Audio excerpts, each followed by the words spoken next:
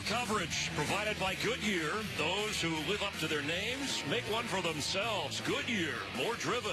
These drivers will be racing around on these Goodyear tires. We're going to take it backstage to meet the drivers here in just a moment. But a check with Darrell Waltrip, Jeff Gordon, Chris Myers on the odds in Las Vegas posted for today. Jeff, the favorites. What do you think? We just heard from Brad Keselowski, who's confident. Favorite, but he's starting in the back. I mean, it's kind of tough to have those kinds of favorite odds when he's going to have to come through the field. Yeah, I can take any one of those guys. I mean, they're all good. All right, but if you're going to play a long shot, remember Trevor Bayne won this as a 125-1 long shot at the age of 20. Yeah, don't count out Darrell Wallace Jr. I think he was impressive. William Byron is definitely going to have challenges. But Alex Bowman, pole sitter, I think he's got a great shot. Yeah, I like Bubba Wallace. 50-1, I'll take that 43 car. He driving for the King. The King's won this race 7 times. Go, Bubba. Yeah, Ryan Blaney's a good long shot, too, and a Penske Ford part of that team. Let's hear from some of the drivers backstage with Vince Welch. And we'll start with Jamie Little. Jamie? Well, Chris, there's one true rookie in the field. He's never raced a Cup car before. William Byron, 20 years old. Did you get any sleep last night? I'll be honest, it was really hard too, but I tried to just stay focused on this race and make sure I could prepare the best I could. But it's great to be driving the 24 car here at Daytona and just ready to get in that race car. Vince, who do you have? Well, don't be shy about putting a Benjamin on this guy, Ricky Stenhouse in the 17. You might not bet on yourself, but a lot of others will. You won a couple of times on the plate track last year. How do you feel about today? I feel like I bet on myself every day. It's how I make my living. But no, I feel really good. Our Fast and All Ford's been good all speed weeks, and you know, it's a different animal today. All 40 cars will be out here at the same time, and it'll be interesting to see how the handling comes into play when you take no tires. Definitely going to want to take no tires early so you can kind of see what it's going to be like for come the end of the race. But we're ready to go. I'm pretty happy, and we'll see how it works out. Sounds fun. Jamie? And Austin Dillon starting in the back because he had to go to a backup car. He's in the 3.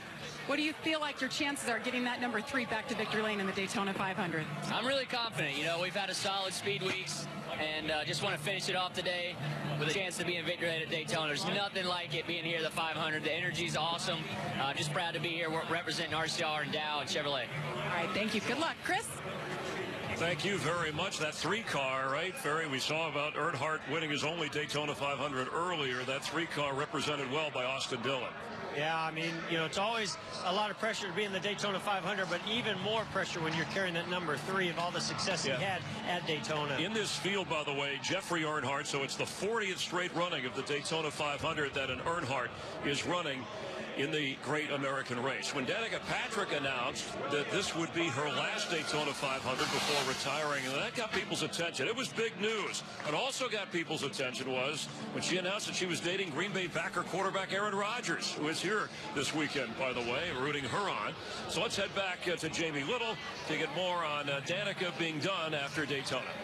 Well, Chris, as Danica Patrick gets ready to strap in for her final NASCAR race, she does it with a sense of contentment and happiness. She'll be surrounded by her entire family today, including her new love, Aaron Rodgers. But most importantly, she knows that she's stepping away from racing on her terms.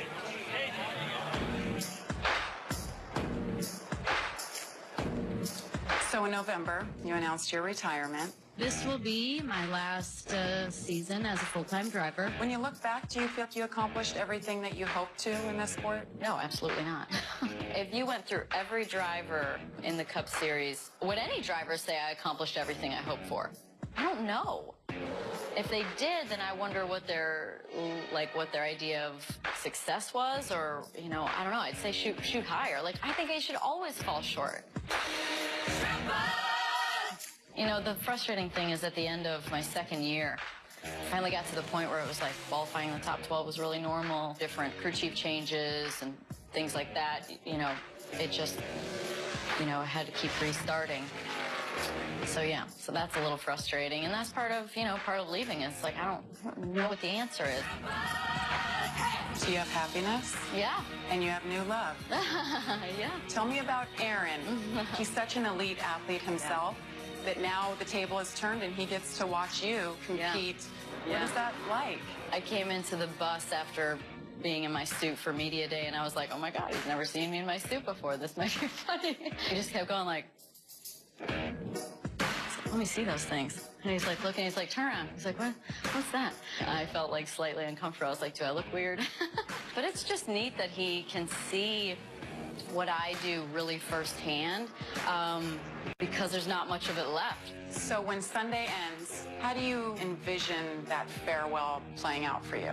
I don't think that getting out of the car part is going to be the hard part. I think the hard part's going to be getting in the car. I think it's going to be, you know, family right there. And look, you know my dad. He's emotional. He's going to be a disaster. You're so competitive. Are you going to miss it? I mean, probably. I don't really know what it's like to not race, so we'll see.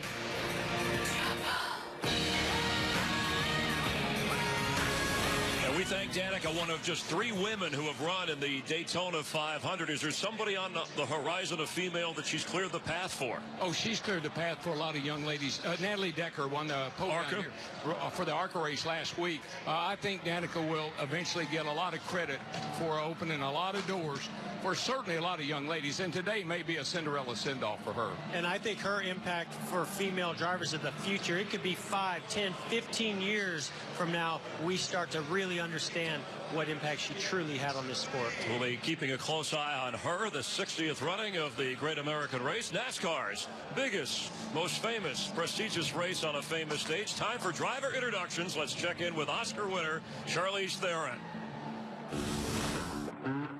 All right, race fans, the green flag is fast approaching. It's time to meet 40 of the best drivers in the world who are competing to take home racing's most famous trophy. Starting in the back, these guys have some work to do. In row 20 is a couple of driving veterans. Row 19 has a couple of guys with big expectations for this season. Jimmie Johnson's quest for his 3rd Daytona 500 just got a tad harder to achieve. The 7-time champion starts on row 18. 2 of the youngest ever to start this race will do so from row 17. The money all week was on Brad Keselowski to win it. Starting in row 16, the Michigan man will earn his first 500 trophy if he wins today. Canadian DJ Kennington starts in row 15 with Justin Marks. The most successful woman ever to race in the Daytona 500 suits up for her last NASCAR race. Danica Patrick starts in row 14. Casey Kane, sporting new colors this season, is in row 13 with Brendan Gaughan. The champ rolls next. Martin Truex Jr. starts his title defense.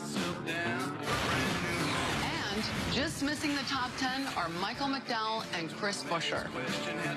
The rest of the drivers, including the pole sitter, are coming up. All right, thank you. There's, as the driver introductions take place, Jimmie Johnson. You know, we only have 8 drivers in the 40 today that have won a Daytona 500. He's the only one who's won it twice.